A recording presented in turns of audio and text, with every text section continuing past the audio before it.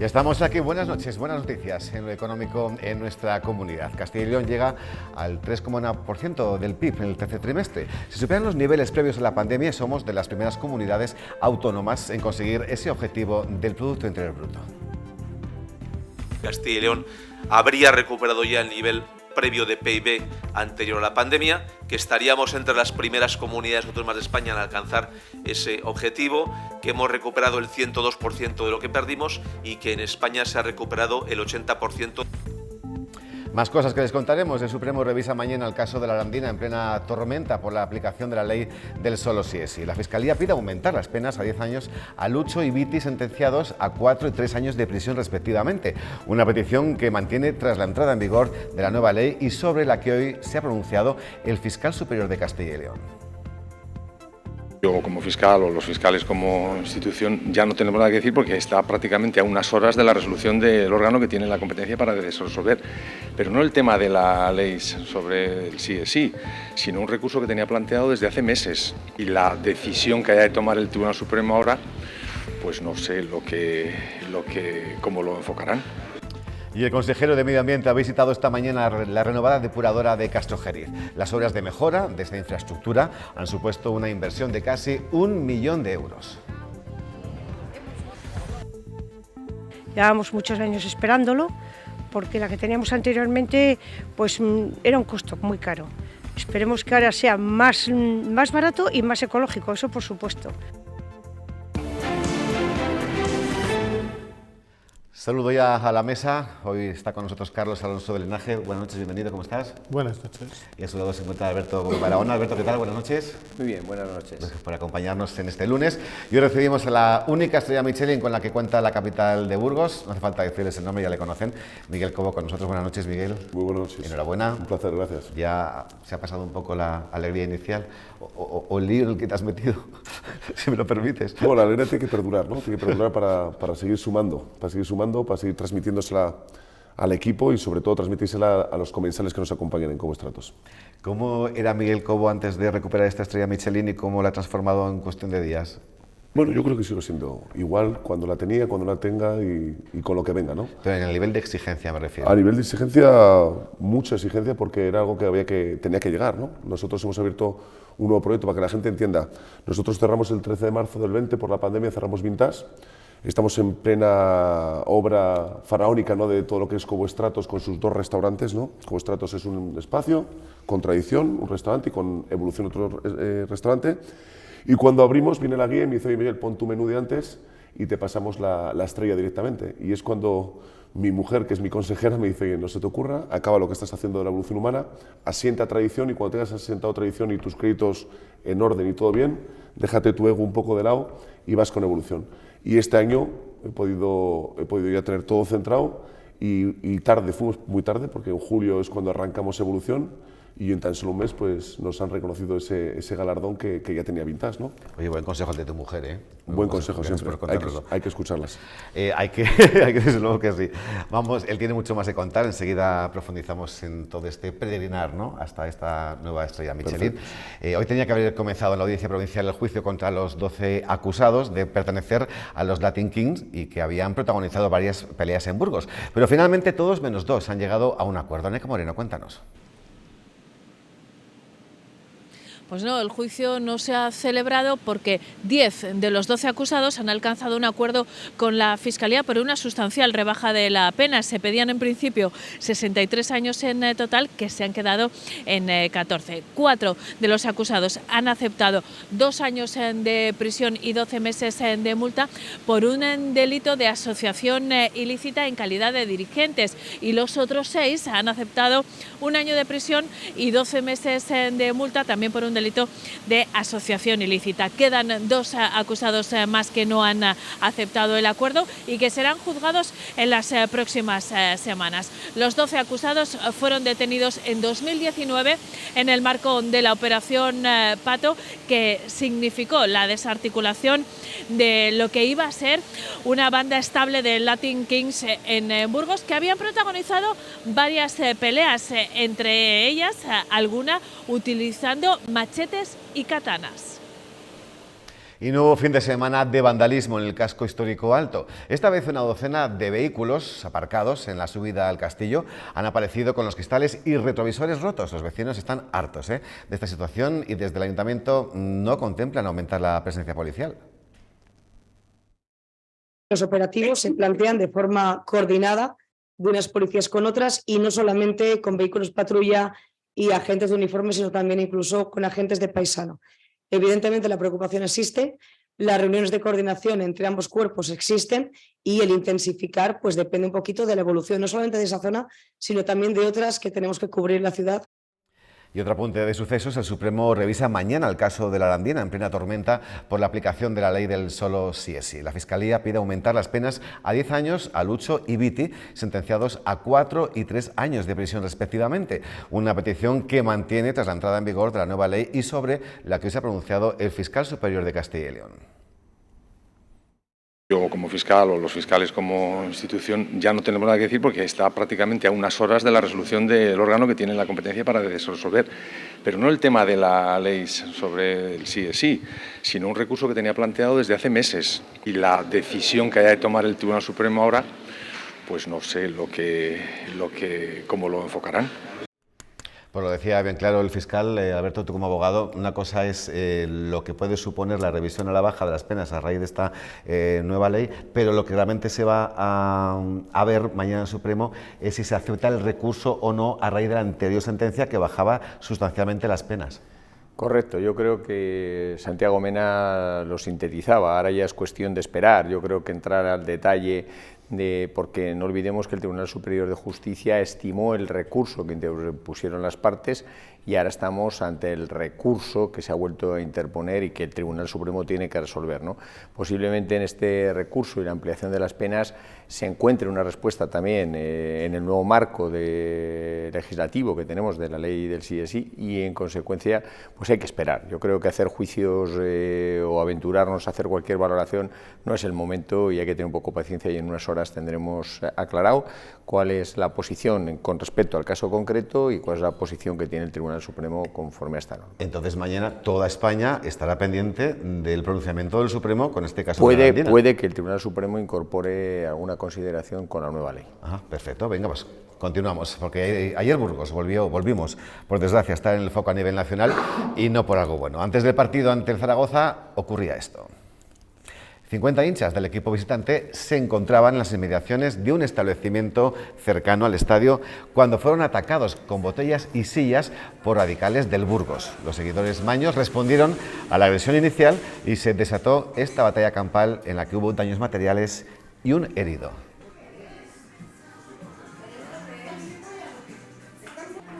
Bochornoso espectáculo, imágenes totalmente reprochables que parece mentira que en el mundo del deporte se sigan produciendo.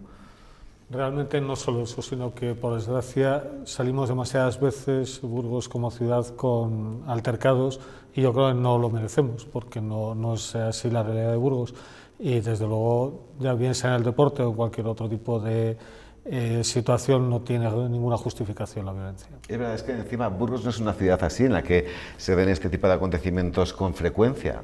Sí, yo creo que estos grupos minoritarios que aprovechan cualquier circunstancia para canalizar su violencia y su agresividad, yo creo que tienen que tener una respuesta muy seria y muy firme, ¿no? Porque no solamente es el bochornoso espectáculo, yo creo que el deporte es deporte y es una fiesta siempre que entre dos ciudades próximas como Burgos y Zaragoza se celebra un evento deportivo y lo que hacen es ensuciar lo que es el deporte, ensucian la imagen de la ciudad y ensucian la imagen de los aficionados al fútbol, ¿no?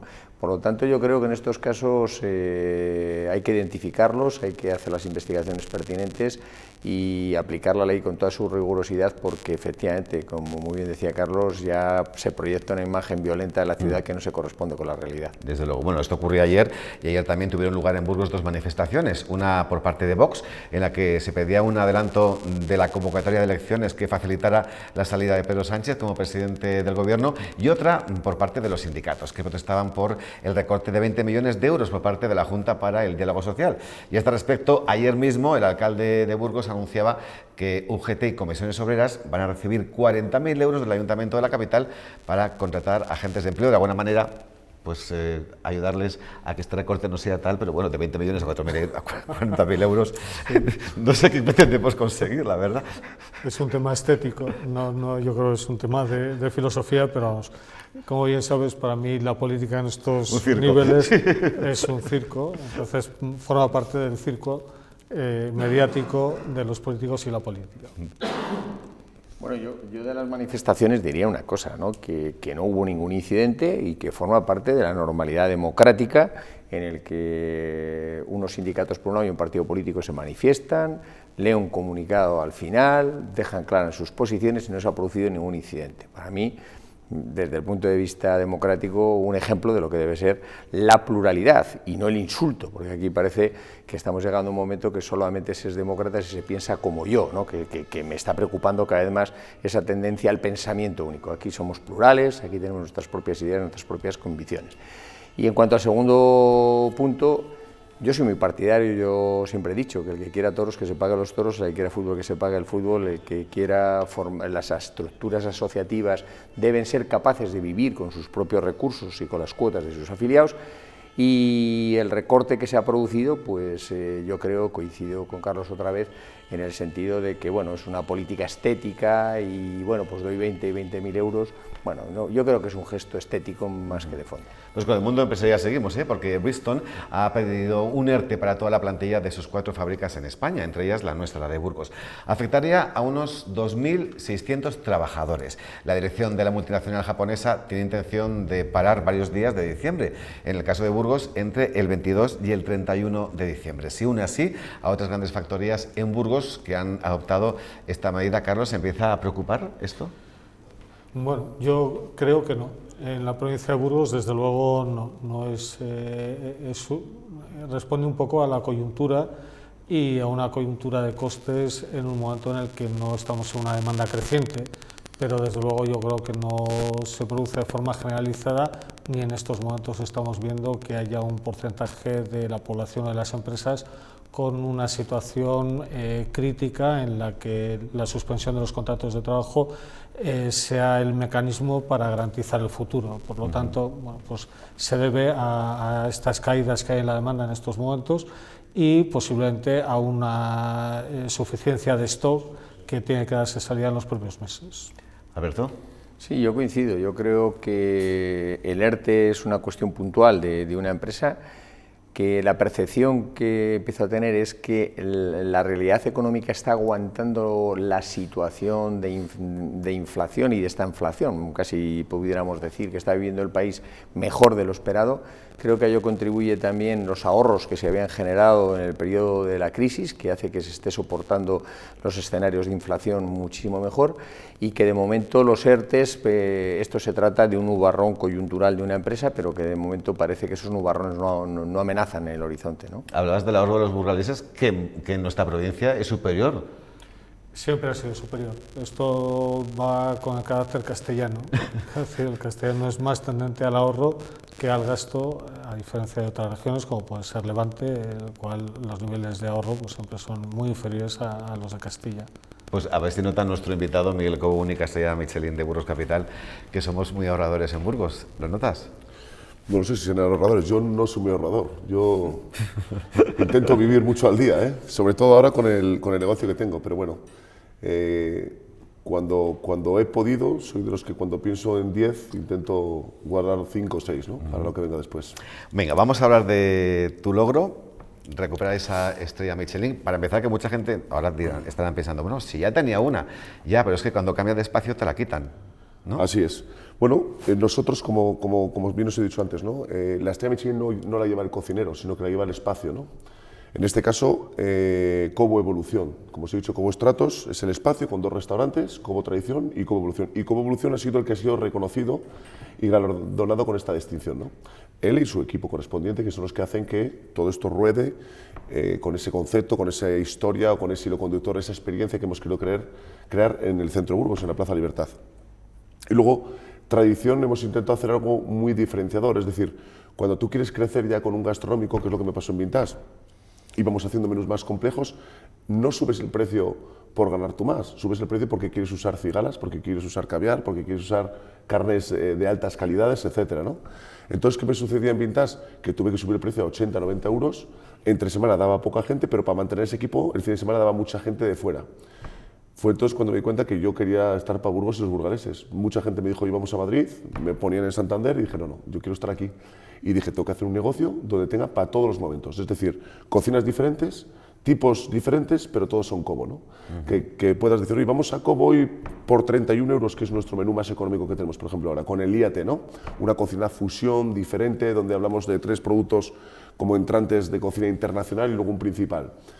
Con su vino y correspondiente, etcétera, ¿no? Vamos a Cobo hoy por el N623, tienes a 45, tienes a 50, tienes a 60. La carta está alrededor de los precios de Burgos, pero luego tenemos algo diferente, que es que Cobo Evolución tiene un menú único basado en una experiencia, hablando sobre la evolución humana, 6 etapas diferentes que hemos creado con nuestros científicos.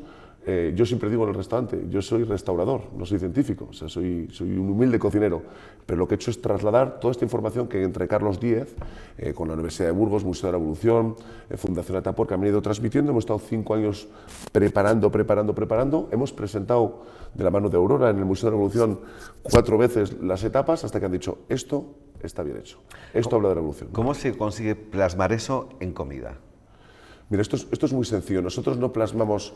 La evolución humana es la ingesta de materia grasa para que haya un desarrollo de nuestro cerebro y con ella van llegando diferentes tipos de técnicas. Es decir, para que entendáis, África, ¿de qué hablas de África? En África hablamos de que eran unos individuos que se alimentaban de hojas, de hierbas, raíces, rizomas, bulbos. Pues una sopa de vegetales con jengibre, con clorofilas, distintos tipos de hierbas, ¿no? Una sopa, para que me entendáis, un gazpacho bien hecho, equilibrado, rico, ¿no? Cuando hablamos, por ejemplo, de frutos y frutas, pues tengo una panacota de almendra, que es coger una almendra, es un fruto, ¿no? Con ciruelas son frutas. Tengo una panacota de almendra, un agua de albahaca ligeramente fermentada con una escarcha de agua de tomate. Interiores animales, pues hago un parfait de hígado de ave, un pastel de pato con sus interiores, ¿no? Cuando hablamos, por ejemplo, de Atapuerca, maduraciones, secados y ahumados, hablamos de periodos muy largos, 1,6 millones de años a 50.000. Pero sí es cierto que estos individuos, una vez que empezaron a cazar grandes piezas y subieron a la parte superior de la cadena trófica, tenían que tener la capacidad de cazar porque eran estacionarias esas piezas. Al conservar, empezaban a hacer maduraciones, procesos enzimáticos. Ahumados, imagínate ese primer ahumado, no creo que fueran los ahumados de Echevarri, ¿no? Pero ahumados de supervivencia. Maduraciones, secados, pues nosotros lo introducimos todo en un menú y hacemos un pichón madurado durante X tiempo, hacemos una royal de sus interiores. Altamira, hornos soterrados, fauna marina, vegetales marinos, pues hablamos del descubrimiento del mar y te hablamos con un plato de cigala, con una secuencia previa de interiores de cigala, ¿no? Y todo esto lo vais contando a la medida que vais presentando el plato. Eso es una experiencia de unas 2 horas y media, 3 horas, donde te vas. Mira, normalmente la gente cuando llegas y dice, señores, bienvenidos a la primera etapa, 4 millones de años, hablamos de África, la gente hace así. Como dice, a ver a qué me viene este contar. Hay gente que sabe un poco la historia, otros no. Cuando acaban, normalmente están así. Es algo curioso, lo hablamos en el equipo, digo, ¿os dais cuenta? Cómo el hilo es importante, que la gente vaya entendiendo porque es parte de la experiencia. Pero es que no es lo que Miguel Cobo y su equipo se han inventado, es lo que los científicos de nuestra ciudad, los grandes científicos que tenemos en nuestros museos, en nuestros centros de investigación, en nuestros yacimientos, en nuestra universidad, llevan desarrollando 50, 60 años aquí, o 40 años, ¿no? Y cada vez que tienes un comensal, evidentemente no se les puede preguntar a todos, pero bueno, en el espacio Cobo Evolución, por el espacio del que se trata, sí que se puede tener cierta confianza, ¿no? Y dedicarle el tiempo necesario. En función del cliente, tiene una experiencia distinta, te lo explica de una forma diferente, cada uno lo eleva a otro plano. Mira, yo intento siempre estar tanto en tradición como en evolución, ¿eh? Y atiendo a mis clientes a todos, ¿eh? Es más, tengo clientes que hoy van a evolución, mañana van el de 45, otros el de 30, porque es lo que te digo. O sea, yo no todos los días digo, hoy voy a gastarme 60 euros en comer, o 50, no. Hoy me apetece gastarme 130, hoy quiero gastarme 20, hoy me quiero gastar, ¿no? Entonces yo intento atender a todos. Cierto es que en evolución tenemos más cantidad de personal, es decir, nosotros para que entiendas somos 9 personas ahora para dar de comer 8 o 10. Entonces tenemos el tiempo necesario para que toda esa curiosidad que tú tengas, hay gente que viene a comer y hay gente que come el plato, hay otros que dan un bocado, toman el vino, te preguntan el porqué de esto, el porqué de lo otro, miran la vajilla, contemplan. La experiencia es completa porque tiene O sea, está todo medido, para que entiendas. O sea, hasta el vaso donde te ponen la cerveza está reventado, es como un vaso de la reventación, de la explosión de las fermentaciones. Los platos, estuve con Pepe Carazo durante 1 año y medio y con Lola, desarrollando cómo han ido llegando las técnicas de ahumados, de vitrificados, qué tipos de cerámicas. Estuve viendo todo. Entonces, cada plato que te voy poniendo tiene texturas marinas. Los que hablo de hornos soterrados están terminados con fuego, ahumados. O sea, todo es una experiencia que si prestas atención, intentamos que todos los sentidos les pongas en marcha, ¿no? No solamente la parte gustativa o olfativa, ¿no? La parte visual, la parte del tacto, es importante una experiencia. Y este espacio del que hablas, que es el que te ha dado esa nueva estrella Michelin, ¿tiene 23 platos el menú, puede ser? Son 17 secuencias diferentes, ¿sí? Y son en total unos 26, 27 bocados. 26, 27 y bocados. Luego hay 4 bebidas también, entre sopas, vinos que entran dentro del menú. No va maridado, para que la gente lo entienda. El que quiera se pide una botella, puedes hacerte los maridajes de Diego González, que tengo la suerte de tener a Miguel Plaza como director de sala, pero Diego González Barboya es nuestro sommelier. Le conocimos aquí, hace un mes estuvo, sí. Bueno, es que tenemos la suerte de tener, no somos muy conscientes en Burgos, pero en Burgos tenemos al campeón de campeones de sommelier de España. Ha ganado los 2 últimos 5 años, se va al Mundial, y este año, con su humildad y esa característica que tiene él, llega a arruinar Challenge 2022, que solo ganan los megagallos del mundo, y lo gana uno de Burgos, un chaval de Covarrubias. Y ahí le tenemos en evolución. Él ha creado su empresa, y su empresa se ha unido a Cobos Tratos. Él ha absorbido la bodega, y la bodega de Cobos Tratos, tanto de tradición, el restaurante tradicional, como de evolución, está hecha de la mano de Diego González. Y para hacer este menú con tantos platos, ¿cuántos intentos fallidos has tenido hasta conseguir el producto final deseado? Mira, Rafa, yo en Vintas, cuando conseguimos la primera estrella, yo cambiaba todos los menús cada mes. A mí me vino un día un crítico y me decían estos: oye, es que dicen que 3, 4 años. Digo, ¿cuántos meses tiene un año? 12, ¿no? 3 temporadas por 4 años son 12 cambios, ¿no? Dije, el primer año vamos a cambiar todos los meses la carta. Mi jefe de cocina me miró como dice, este está loco, que ya me conocía desde hace mucho tiempo. Empezamos a cambiarla y en el año conseguimos la estrella. ¿Por qué? Porque era constantemente, todo el día. Claro, cuando conseguimos la estrella, mi mujer me vino y me decía, ¿estás contento? Y digo, sí. Y me dice, bueno, ¿quieres otra? Y digo, ¿por? Y me dice, porque si quieres otra me voy a vivir con mi madre, me dijo. No la veía, claro, estaba todo el día. Ahora esto es diferente. Ahora tenemos un restaurante donde he estado 4 años pensando los menús, desarrollando. Ha habido muchas pruebas, muchos ensayos. Y ahora tengo un jefe de cocina, Pau García. Este chaval viene de ser jefe de cocina de un 2 estrellas durante 7 años y me está enseñando qué es la creatividad. La creatividad es ahora lo que te he comentado antes. Quiero juntarme con gente de Burgos que me cuente cuál es la tradición burgalesa, aprender a hacer esas recetas, entender cuáles son los pucheros, los fondos, las combinaciones de sabores, tanto de Burgos como de Cantabria, no la cocina de secano como la cocina del mar. Y cuando tengamos eso, ver qué productos tenemos, ver qué hilo conductor queremos seguir, que es el nuestro de evolución humana, ir adaptándolo. Entonces ahora, para hacer los platos, para que entiendas, tardamos meses. En hacer algo mejor, evolucionamos algunos platos y para que algo sea mejor se tardan meses, no es fácil. ¿Te puedes considerar un poco el chef espectáculo? Lo digo porque en el corto que he visto de 5 minutos, protagonizado por ti, sí, parecías un actor, también apariciones televisivas en Mediaset, en diferentes programas nacionales. Te va la marcha, vamos. A mí me gusta mucho eso, y es lo que me gusta, y no tengo vergüenza de nada, creo que es otra forma también de expresarme, ¿no? Yo me expreso en mi cocina, mira, esto funciona de esta manera. Quien te ve en un vídeo y le entra a risa, ¿no? Este tío, este que hace, este va a Telecinco, este va no sé qué. Que vaya a mi casa, que se siente, que vea mi equipo, que es mi reflejo, y que vea mi espacio, que es mi reflejo.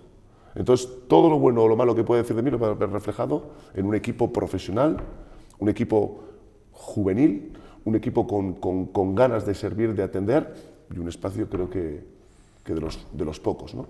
Entonces, el resto de lo que llega por detrás es simplemente disfrute. A mí me llena mucho el conocer, soy una persona que siempre dice sí a todo. Todo lo que me sucede en la vida es porque digo sí, siempre, y quiero probar y ver. El otro día con Carlos Díez Lomana, que es junto con Eudal los que me han ayudado, los que han estado a mi lado, digo, ¿por qué me ha llegado todo esto? Y me dice, porque dices sí, Miguel. Porque estás predispuesto a lo que te llega. Y cuando vine a presentar mi libro, me dijiste sí. Y todo va surgiendo, y creo que hay un destino, ¿no? Cuando dices el sí, cuando trabajas duro, cuando te esfuerzas. Pero me gusta y seguiré. Y mi objetivo principal no es conseguir estrellas. Esto lo hablaba el otro día con Arrabal. Las estrellas no te dan, a mí ya no me dan el ego. El ego me lo dio un programa saliendo con 8 millones de tíos viéndome que parecía la final de España, ¿entiendes? Cierto. O sea, yo estuve en un programa durante 3 meses que lo veían 5, 4, 6 y 8 millones de personas. En Navidades, en la última cena, lo veían 12 millones. Tú sabes la gente, los mensajes, el ego ese que uno tiene de reconocimiento, ¿no? De gente que no conoces, tú sabes cómo funciona eso. Pero es que nosotros ahora mismo, en el restaurante no quiero ego, es un medio para un fin. Yo quiero conseguir mi siguiente objetivo para que mi equipo se sienta más valorado, para que las marcas me entren más, para que me entre más publicidad, para que me llegue más televisión y poder hacer, diversificar mi negocio, ¿no?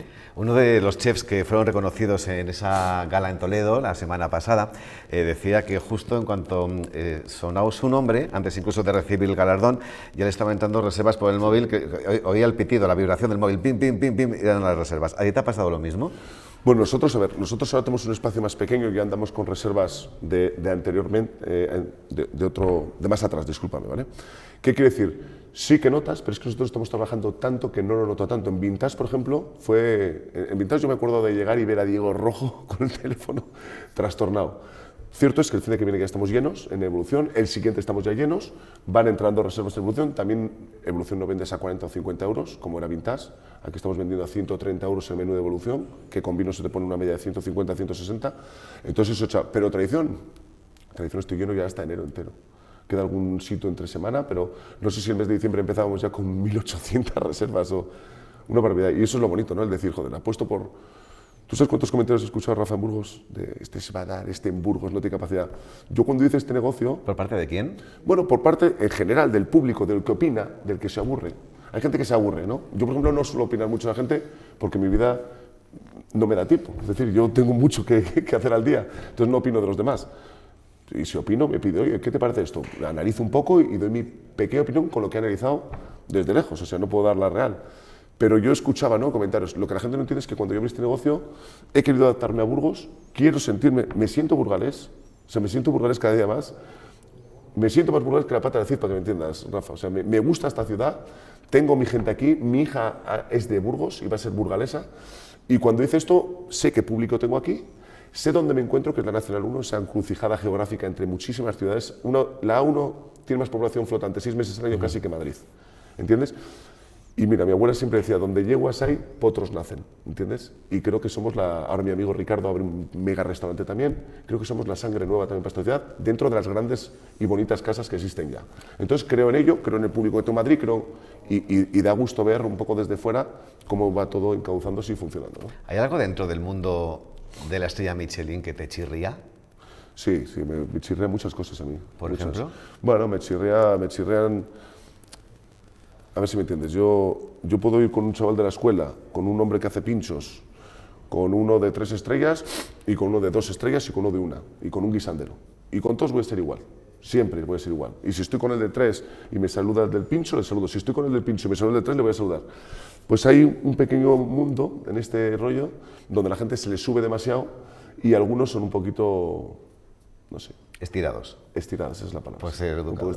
Y a mí eso no me gusta, no va conmigo. Yo creo que mi perfil, mi forma de entender todo esto es que cuando llegan cosas bonitas hay que compartirlas. Y compartirlas se comparten con humildad y con pasión. Y de esa manera es la única forma que sigues aprendiendo. Porque si vas de sobrado, ¿qué pasa? Que el que tienes al lado no te va a contar lo que hace. Entonces dejas de aprender. Esa es mi filosofía. Pues yo te he encontrado igual hoy cuando la primera estrella Michelin, ¿eh? Bien, o sea que... tengo una otra vez, es que soy el único que repite. Está claro. Volvemos a la mesa. Carlos. Para mí es una Te ha suerte. seducido, es como he explicado ese Sí, bueno, estaba ya seducido, aunque no le hubiese escuchado. Para mí es una suerte, o sea, realmente tener un restaurante con esto de Michelin es una oportunidad para la ciudad, es una oportunidad para todo el que nos viene a visitar, por lo tanto yo creo que tenemos que estar orgullosos y desde luego es la forma de poner una ciudad en el mapa, de tener más recursos a disposición de todos los que vienen a vernos, que en el fondo es uno de los motores de riqueza y en el futuro cada día más. El turismo y las visitas es un turismo de experiencia, porque para ver monumentos, pues yo creo que desde Internet uno es capaz de acceder a cualquier lugar que de forma una visita virtual, directa, claro. eso es, no lo podría hacer y por lo tanto yo creo que la gastronomía es ese punto de experiencia que muchas veces pone la diferencia. Y desde el punto de vista económico, que es tu fuerte, cuando él ha dicho, había muchos comentarios que como diciendo, ya verás tú qué golpe se va a dar este. Eso es muy propio de lo que en estos momentos se dice BTV, de la gente de Burgos de toda la vida. O sea, la gente de Burgos de toda la vida, yo creo que el espíritu cainita del castellano y un tanto envidioso nos lleva muchas veces a tener que aguantar esos comentarios. Yo creo que por parte de todo el que hace cosas, El que no hace cosas no se confunde ni acierta, y el que hace cosas pues tiene que estar expuesto a este tipo de opiniones. Lo sabías, ¿no? Es así. ¿A que sí? Es así, así funciona. Tal cual. Alberto, tú eres muy de comida de Michelin. Bueno, cuando puedes. Ni mucho ni o sea, poco. que Es conoces, decir, controlas. disfruto, que es una experiencia sensorial que como otra más, y yo lo que a mí me produce una gran satisfacción es el momento que está viviendo la restauración en Burgos, ¿no? Hacía referencia a un compañero que me ha encantado que hayas tenido también esa consideración.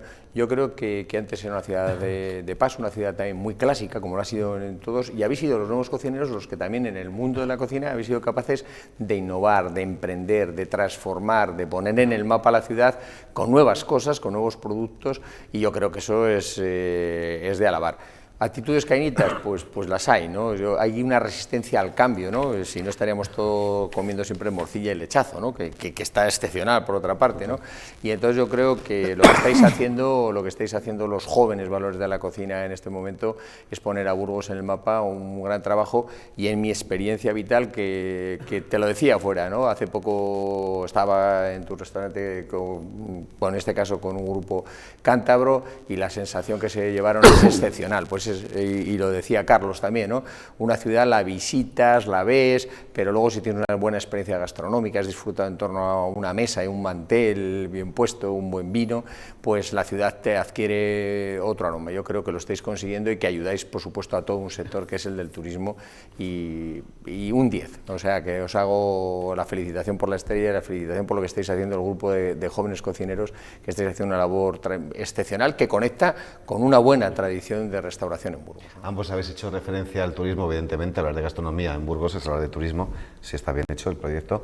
¿Consideras que Burgos aprovecha sus recursos, por ejemplo, en este caso el tuyo, ¿no? Para venderse bien en el exterior? Pues ¿sabes lo que pasa? Yo creo que hay ciudades con mucho menos potencial que la nuestra, y se venden más y tienen más turismo. Creo que se está haciendo una gran labor, o sea, desde el Ayuntamiento está haciendo una labor importante, pero es que yo ahora que soy consciente del patrimonio cultural que estamos teniendo en Burgos, porque bueno, yo al final pues estaba lo que estaba, pero entendiendo que es Atapuerca, entendiendo la Casa del Cordón, entendiendo nuestro Museo de la Revolución, entendiendo diferentes cosas, actividades para poder ver, me parece una ciudad brutal, me parece una provincia brutal. He tenido la suerte también de compartir ahora con Viajeros 4, estuve haciendo un poquito por la provincia, sí. Te has alucinado viendo Joguaraña, la ermita del Joguaraña, vi cosas que desconocía de la provincia y me quedé alucinado.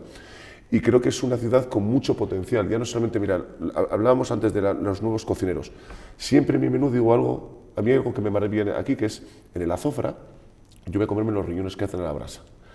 Ese sabor, o sea, no tiene una experiencia sensorial, ya no solamente es tomar un menú de degustación de 1 estrella, 2 estrellas, 3 estrellas o 6 estrellas, es poder comer un buen lechazo, poder comer un buen producto. Y en el azofra siempre tomo esos riñones que intento reinterpretar. ¿Qué quiere decir? Que esta ciudad, todo lo que nos está aportando, lo que nos está dando los cocineros, lo que queremos desarrollar de una manera diferente, ¿no? Esto por un apéndice del turismo que me has dicho, porque antes, sí, por contestarle a él, ¿eh? Pero el turismo, yo creo que el turismo cada vez va llegando más, creo que estamos cada vez con más potencial y creo que estamos cada vez más preparados, ¿no? Más preparados para absorber toda esa gente que venga y que se vaya con una experiencia bonita de esta ciudad, ¿eh? Pues dicho queda, Miguel Cobo, muchísimas gracias por habernos visitado. Muchísimas gracias. Y muchísima suerte, aunque con tanto esfuerzo pues no te da falta, pero la suerte es importante también, ¿verdad? La suerte es muy importante también, estar en el momento. Hay que ser realistas. Estar en el momento. Gracias. Os espero, muchísimas gracias. Tradición o evolución, lo que queráis. Gracias. Ahí también saludar a Alejandro Serrano, que también tiene una estrella Michelin en Miranda de Ebro, que sois los dos únicos de toda la provincia que tiene estrella Michelin. Así que también para él nuestro agradecimiento. Un fenómeno, Alejandro. Un fenómeno, Alejandro, además con 23, 24 años conseguirla, fíjate, va a dar mucho que hablar, seguro. Por Dios, qué grandeza tenemos en la provincia. Miguel, lo dicho, muchas gracias. Hasta muy bien. Vamos ahora con algo que realmente llama la atención. España tiene actualmente una tasa de paro superior al 12%, pero curiosamente hay sectores como el de la construcción o el transporte donde no se encuentran trabajadores. ¿Por qué, Carlos? Bueno, pues porque hay oficios que se han descuidado y han ido desapareciendo. Hemos estado durante muchísimos años en los que no había casi actividad. Gran parte de la población ha abandonado este tipo de oficios y en estos momentos hay que formarles, recuperar personas formadas y con capacidad de desarrollo de una labor de forma correcta, se tardan años. Y eso es lo que estamos sufriendo ahora. Ajá. Alberto, ¿cuál es tu diagnóstico a este respecto? Bueno, pues mi diagnóstico es que efectivamente hay oficios tradicionales que se han descuidado, por ejemplo en la construcción, ¿no? En la construcción se abre un abismo entre lo que eran los albañiles de toda la vida que tenían oficio a unos años que se ha descuidado la formación en este sector, y en el mundo, por ejemplo, del transporte, pues es que hay muchos elementos, es decir, la gente, por ejemplo, en el transporte se produce muchas veces en momentos de ocio, entonces la gente quiere trabajos más cómodos, hay que hacer muchísimos kilómetros, la gente tampoco lo quiere hacer, entonces muchas veces hay oficios que son esenciales pero que no tienen el reconocimiento social ni las estructuras de formación adecuadas para que se continúen manteniendo, y esto nos ha llevado a esta demanda de profesionales en sectores claves. Claro, pero que no hay además, la diferencia, por ejemplo, ante la falta de trabajadores en la hostelería, se podía achacar, ¿no?, a una remuneración económica inferior, pero estos sectores que hemos enumerado tampoco tienen sueldos bajos. No, y después hay que pensar qué es lo que estamos haciendo, porque tener en estos momentos casi 3 millones de parados, claro, y tener muchos puestos sin cubrir, pues desde luego o tenemos una sociedad enferma que es capaz de preferir estar sin trabajar a trabajar, o tenemos un decalaje entre la formación y las necesidades suficientemente alta como para que esto suponga tener unas demandas de empleo importantes y por otro lado tener unos demandantes que no pueden cubrir estas demandas. Bien, pues vamos avanzando, porque nueva polémica sobre la ley del bienestar animal. Lo que está llegando a la ciudadanía es que se va a castigar más por ejemplo, una patada a un perro que a una mujer, y hasta el Consejo General del Poder Judicial se ha pronunciado al respecto, pero veamos si esto es realmente así o no deja de ser un titular llamativo. Eva Ramos, abogada de Pacma, buenas noches. Hola, buenas noches, Rafa. Gracias por atendernos, Eva. El Consejo General del Poder Judicial menciona las modalidades leves de los delitos de coacciones y amenazas cuya pena sería menor de la que se incluye este proyecto para el maltrato animal. Bueno, es que la verdad es que como jurista no entiendo, o no entendemos la mayoría de los juristas dedicados, ¿no?, al bienestar y la protección animal, por qué se está comparando el delito de maltrato animal con el delito de lesiones. Si vamos a comparar el delito de maltrato animal, tendremos que compararlo con todos los delitos, ¿no?, que afectan a las personas. El Código Penal está lleno de delitos sobre las personas, pues por ejemplo el de homicidio, el asesinato, el de lesión, efectivamente, el de violencia sobre la mujer, en fin. Los animales nada más que tienen en la actualidad el 337, que bueno, con la reforma que se ha presentado de este delito pasaría a ser varios delitos, pero al final es lo mismo. Y bueno, se está castigando el maltrato a un animal que cause lesiones o la muerte del animal. Entonces, no entendemos por qué se compara con este delito de lesiones sobre las personas. Es cierto que en caso de que el maltrato al animal pues le cause unas lesiones que no requieran tratamiento veterinario, la pena es una pena de multa de 1 a 3 meses, que es la misma que se prevé en el delito de lesiones para las lesiones sobre las personas que no requieran tratamiento médico o quirúrgico, ¿no? Pero hay muchas diferencias. Por ejemplo, en las lesiones sobre las personas, estas pueden ser tanto físicas como mentales. Y después, por ejemplo, puesto a comparar, porque ya que se está comparando, sí, el maltrato a un animal que no le cause lesiones siempre queda impune. Esto que puede parecer así muy sencillo, bueno, pues lleva a muchos casos de maltrato animal muy grave, que como no provoca lesiones a los animales ni su muerte, suele quedar impune. Pues por ejemplo, los perros que muchas veces son abandonados, y no solo abandonados, sino que son abandonados y tirados a un pozo. Pues ha habido casos en los que estos perros se han tirado días en los pozos, se les ha rescatado, los animales efectivamente no presentaban lesiones, y este tipo de maltrato no está castigado en nuestro Código Penal, por ejemplo, ¿no? Entonces, Eva, de todo lo que se está diciendo estos días, lo verás, que es portada absolutamente de todos los espacios informativos y motivo de tertulia, ¿en qué se está exagerando? Bueno, yo creo que se está, como decía, no tiene sentido comparar un solo artículo que protege a los animales, o si se va a comparar, lo que decimos es si se va a comparar efectivamente, pues que se compare de verdad. Entonces podemos hablar, por ejemplo, del maltrato cuando causa la muerte del animal. El maltrato cuando causa la muerte del animal, ni en la actualidad ni en la reforma que se ha propuesto supera los 2 años. Eso que supone o que está suponiendo durante todos estos años es que ninguna persona entre en prisión por maltratar a un animal. Da igual lo cruel que sea ese maltrato, que sea continuado en el tiempo, cuánto haya sufrido el animal, la gravedad, es indiferente. No va a entrar en prisión porque, bueno, ya sabemos todos que las penas inferiores a 2 años son sustituidas por pena multa, ¿no?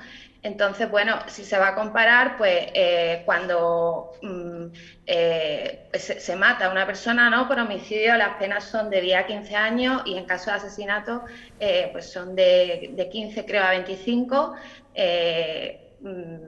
Pues si vamos a comparar uno, comparemos todos, ¿no? Y bueno, si lo que se trata es de imponer unas penas algo inferiores sobre los animales, pues en este caso deberían de elevarse, ¿no?, las penas también en los casos en los que el maltrato provoca la muerte de los animales. Claro, porque para finalizar, Eva, lo que decía el Consejo es que ahora, con esta nueva entrada en vigor de esta nueva ley, se quedaban las penas a las personas por debajo de algunas de las vuestras, ¿no? Es porque como esto es un poco lío, para que nos lo creas lo mejor posible. No, no es así. La única que coincide, digamos, la que están comparando es el delito, el maltrato animal sobre un animal que no le causa una lesión que requiera tratamiento veterinario, tiene la misma pena, digamos, que prevé el delito de lesiones sobre personas cuando la lesión no requiere tratamiento médico o quirúrgico. Pero como ya he dicho, la lesión en el caso de las personas puede ser tanto física como mental. Y además recordar que el maltrato de obra, es decir, cuando no se provoca una lesión, evidentemente sobre las personas tiene una pena también prevista y en el caso de los animales no. Entonces, bueno, si de lo que se trata es de comparar, pues comparemos, ¿no?, todos los delitos y lo que está previsto respecto a los animales. No es justo que nada más que se compare sobre un punto, ¿no?, digamos. Vale, pues perdona que te lo haya preguntado tantas veces prácticamente lo mismo, pero se entiende. Quería llegar a este punto, que solamente en ese supuesto que nos has dicho es cuando igual sí que hay esa comparación que se puede hacer tal cual, ¿no? Vale, perfecto. Anda que nos estáis dando guerra con la ley, ¿eh? Cada día tenemos una. Bueno, esa es otra, porque se está confundiendo todo el rato la ley de protección animal con la modificación del delito de maltrato animal, que tampoco tienen nada que ver. Y esta confusión realmente, pues podemos decir que parte del propio Ministerio de Derechos Sociales, porque desde el principio estamos hablando de ambas leyes como si fueran lo mismo. Han llegado incluso a publicar tuits los que decían que la ley va a elevar las penas por maltrato animal, cuando una ley de protección animal, una ley de carácter administrativo, de ámbito administrativo, no puede imponer penas. Entonces, bueno, se está creando una confusión con estas dos modificaciones, digamos, que atañen a los animales, que llevamos un año, pues intentando aclarar un poco, pero es complicado, Pues por eso hemos acudido a ti en Noticias 8, edición noche. Eva Ramos, abogada de Pacma, muchísimas gracias como siempre. A vosotros por contar con Pacma, gracias. Adiós, buenas noches, hasta luego. Buenas noches. Es que había mucha confusión a este respecto, Alberto. Sí, bueno, yo creo que lo apuntaba al final, ¿no? Una cosa es la ley de protección animal, que va a regular incluso aquellos comportamientos y actitudes que afectan a los animales y que van a tener una sanción administrativa, de lo que son los ilícitos que ya llegan al Código Penal, que son aquellas conductas más graves, ¿no? Por lo tanto hay que separarlo. Lo que yo creo que, como casi siempre, los excesos en los planteamientos es lo que lleva a que la sociedad identifique o confunda el todo por la parte. Claro, hay algunas cuestiones como las lesiones, ¿no?, de un maltrato que pueda tener las mismas consecuencias jurídico-penales para una persona que para un animal, a todo el mundo se le antoja excesivo, partiendo de que soy un amante de los animales, la protección de los animales. En mi casa tengo una hija que tiene un perro, o sea, y se integra casi. Pero dicho todo esto, yo creo que también hay que tener una medida de mesura y de diferenciación. Yo creo que el síndrome de Walt Disney, de que se ha humanizado al animal, lleva a veces algunos excesos, partiendo siempre de la protección, para que no se interpreten mal mis palabras, ¿no? Pero, por ejemplo, a mí me parece perfectamente normal que aquellas personas que quieran introduzcan a un perro en casa y otros que puedan decir que el perro tiene su hábitat en el exterior, por poner un ejemplo, ¿no? Claro. Y para mí no es ningún maltrato, es convivir formas tradicionales de protección, porque luego se preocupan de el veterinario de comer, que son de integrar las formas tradicionales de convivencia del hombre con los animales con nuevas formas que también son respetables. Entonces yo creo que también se producen determinados excesos de hiperprotección que incluso yo me cuestionaría en muchos casos si afecta incluso a la felicidad de los propios animales, es decir, y al bienestar de los animales, ¿no? Bueno, por lo menos al hablar de esto recordamos a algunos que maltratar a un animal es un delito, que algunos todavía no lo saben. Yo creo que es fundamental la educación. O sea, las personas tienen que saber en qué ámbito se mueven. El tema del castigo está muy bien, que se regule penalmente aquellos excesos.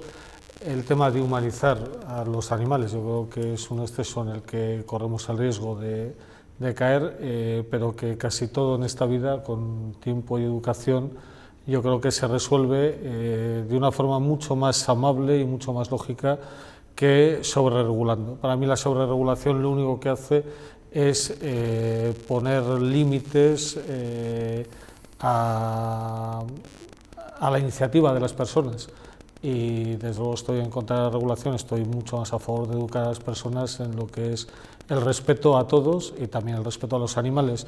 Incluso, como bien decía Alberto, habría que saber si no es maltrato tener un animal de 50 kilos en un piso de 60 metros, aunque no esté regulado en la ley. Quiero decir que si todos somos respetuosos, posiblemente no harían falta tantas leyes y el respeto a los animales y al resto de las personas sería lo que primara. Pues posiblemente no está en su mejor hábitat, un perro de 50 kilos en un piso de 60 metros. No soy especialista, pero vamos, seguramente. No se tratará en la ley como maltrato, pero no sé si será muy feliz por muchos cuidados veterinarios que se le apliquen a la persona. Pues vamos con un último tema, porque hoy hemos conocido otro dato.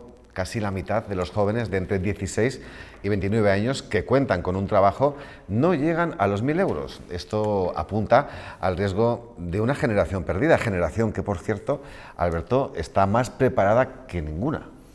Sí, pero bueno, el dato empieza a los 19 años, ¿no? O de los 16. 16 años, claro. De los 16 años estamos en un periodo de aprendizaje en muchos casos. No se han superado los ciclos superiores de formación profesional, no se ha hecho formación universitaria. Lo que nos está diciendo esto es un primer dato. Normalmente, para tener mejores niveles retributivos y para tener empleos de calidad hace falta formación, primera cuestión.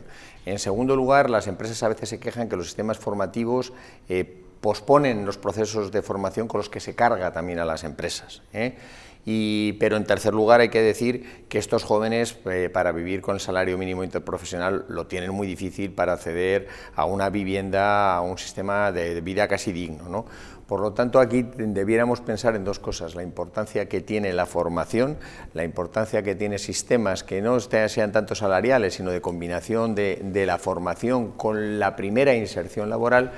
Y yo creo que estas retribuciones para gente que está trabajando, haciendo sin formación, pues le pone muy difícil sobrevivir y luego le plantea un horizonte futuro muy negativo. Por lo tanto, yo diría a la gente que se encuentra en esta situación que se continúe formando para poder salir de este sistema de malas retribuciones, ¿no? Carlos, hace no mucho ser minorista estaba un poco mal visto, denostado, y ahora es el objetivo de muchísimos, ¿eh?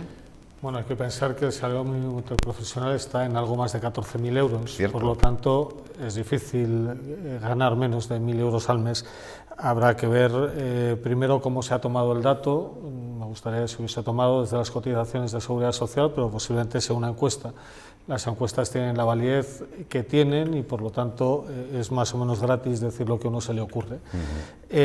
A partir de aquí, para tener menos de 1.000 euros, pues a lo mejor habría que saber si los contratos son a tiempo parcial y en cualquier caso yo coincido con Alberto que lo que hay que generar son expectativas de futuro.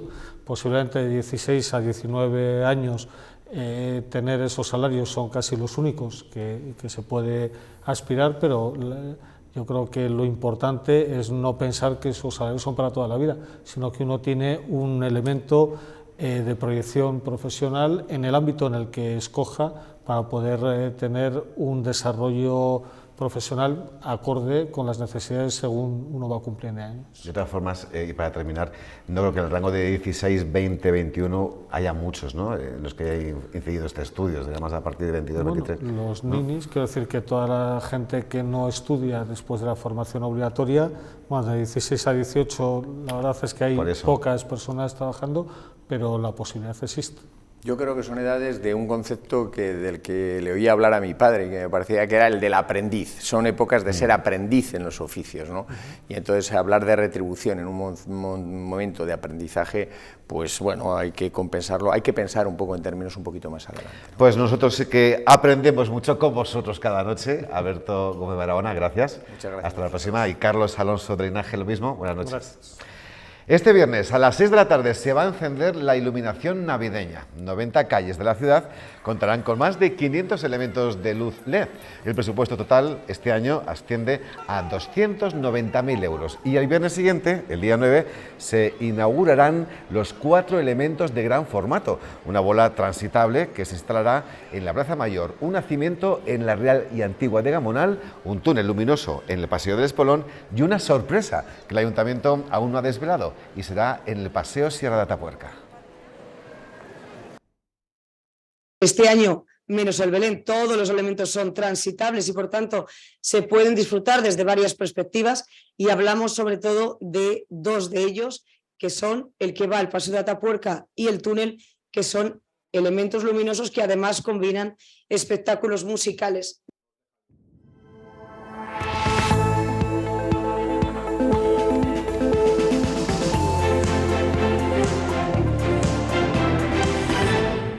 Últimos minutos de Noticias 8 edición noche para contarles que el nombre de Atapuerca se escuchó el sábado en los 5 continentes. Miembros de la Unión de Radioaficionados de Burgos contactaron a través de ondas electromagnéticas, una actividad de frecuencias y comunicación que permitió ver también equipos de radio de la Primera Guerra Mundial. Desde Atapuerca, estos radioaficionados se están conectando con los 5 continentes. Una jornada especial para conmemorar que hace 22 años los yacimientos fueron declarados Patrimonio Mundial de la Humanidad. Creemos que es una bonita iniciativa, una forma poco común de internacionalizar el proyecto Atapuerca a través de los radioaficionados. Se comunican mediante el alfabeto ICAO, utilizado internacionalmente. Hemos estado con Francia, Italia, Alemania, muchos de España, muchísimos de España, Portugal. Esperamos que a medida que van pasando las horas alcanzar ya distancias un poco más largas, ¿no? Han instalado antenas en este centro de arqueología para que el nombre de Atapuerca llegue a todo el mundo. Si apuntas la antena a otro lado, no escuchas nada.